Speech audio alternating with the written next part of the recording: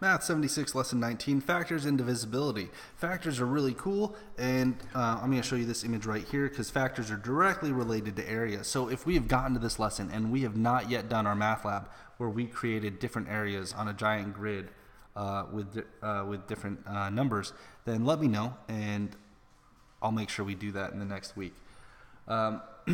So factors. Anyways, factors are closely related to areas and all these little funny blocks that we see here, but the book defines a factor as a whole number that divides another whole number.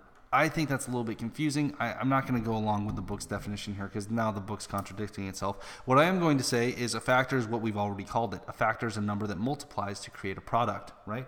In this case, our product would be the number 6, and we see here a list of different factors that can create the numbers. Actually, I'm not going to do this here. Let's go to my sheet paper because they're still trying to use division to describe a factor. I don't want to use division. I want to use it in terms of multiplication because I think that's more consistent and I think it's a little more accurate. So let's go over to my paper, and let's say we've got a product of the number 6, right? So we've got the product 6, and let's say we've got some missing factors, right? We've got a number times a number is going to equal 6, and that's what we're looking for in factors. We want to find out what numbers can multiply to create 6, and there's a lot of different variations here.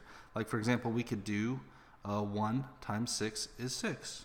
We could also do 6 times 1 is 6. So this is a lot like our addition, subtraction, multiplication, division facts. This is a lot like multiplication facts once you view it this way. So factors of the product 6 are 1 and 6, and then 6 and 1, which same thing reversed, but that's fine. We could also do, if we want a product of 6, we could do 2 and 3, and then we could also do 3 and 2, right? So these are all of our factors of the product 6. We've got 1, 2, 3, and 6. So if I wanted to list the factors of the product 6 or the number 6, I would say the factors are 1, 2, 3, and 6. And now I've listed all my factors for the number 6. So that's one way to think of it. And then another way to do it is to count by your ones, right?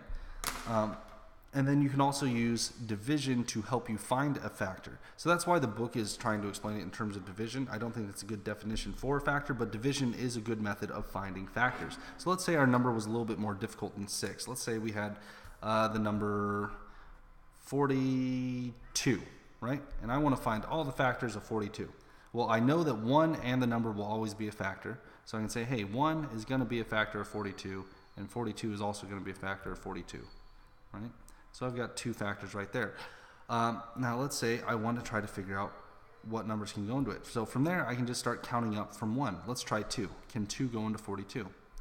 Goes in 2 times, right? That comes 4.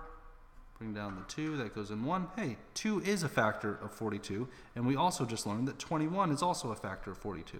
All right, so now we've got 2 and 21. All right, so let's try 3 now. Whoops. Let's see if 3 can go into 42. 3 goes into 4 one time. Hit 3, carry the 1, bring down the 2. 3 goes into 12. 4 times 14. Hey, so I just learned 2 more factors, 3 and 14.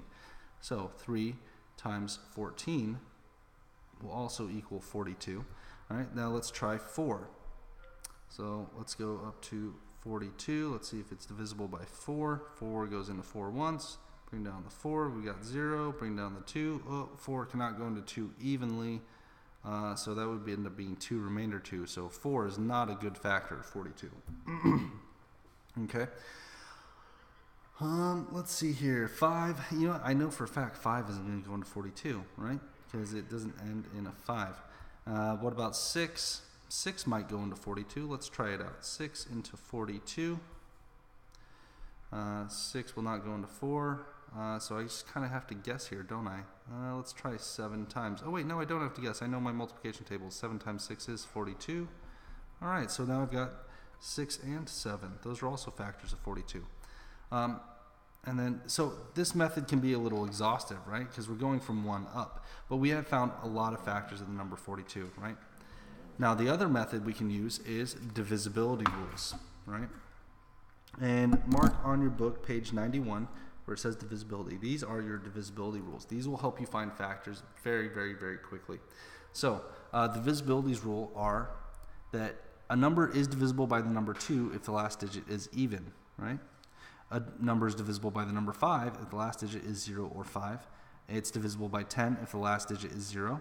And then we also have a sum of digits test. We can tell if a number is divisible by 3 or 9 if the sum of the digits can be divided by 3 or if the sum of the digits can be divided by 9. And I'll go ahead and show you that with 42. So what they mean by the sum of the digits is that if I take the number 42 and I take the digits 4 and 2 and I add those together, 4 plus 2, I get the number 6. Is the number 6 divisible by 3? Yes, it is. So it is divisible by 3, which is why we were able to divide by 3 and get 14. Now, if I add these together and I look at the number 6 and I ask, is the number 6 divisible by 9? No, it's not. So 42 cannot be divided by 9. So I can save myself some time there. Yeah, as far as divisibility rules go, that's it. So the last type of problem that they'll give you based on these divisibility rules are these. So we figured out how to find factors of numbers. We've learned about some divisibility rules, and this is how they'll have you solve them. So they'll ask you which of these numbers is divisible by 3. So what we do is we add the digits of the number to find out if they're divisible by 3. Whoops, I'm trying to get a good focus here. I think I need to play with my camera for a second. Hold on, there we go. So if we want to know if 365 is divisible by 3, we'll just add up the numbers. 3 plus 6 is 9. 9 plus 5 is 14. 14 is not divisible by 3, so 365 is out. 1,179. Let's add these together. 1 plus 1 is 2. 2 plus 7 is 9. 9 plus 9 is 18. And 18 is divisible by 3, so this number can be divided by 3. Let's go to the last one. 1 plus 5 is 6. 6 plus 5 is 11. 11 plus 6 is 17, and that is not divisible by 3. So 1 and 3 are not divisible, but the middle number, number 2, is divisible by 3. All right, so that's how you use divisibility rules. If you have any questions, let me know on the school website, and I will see you in class.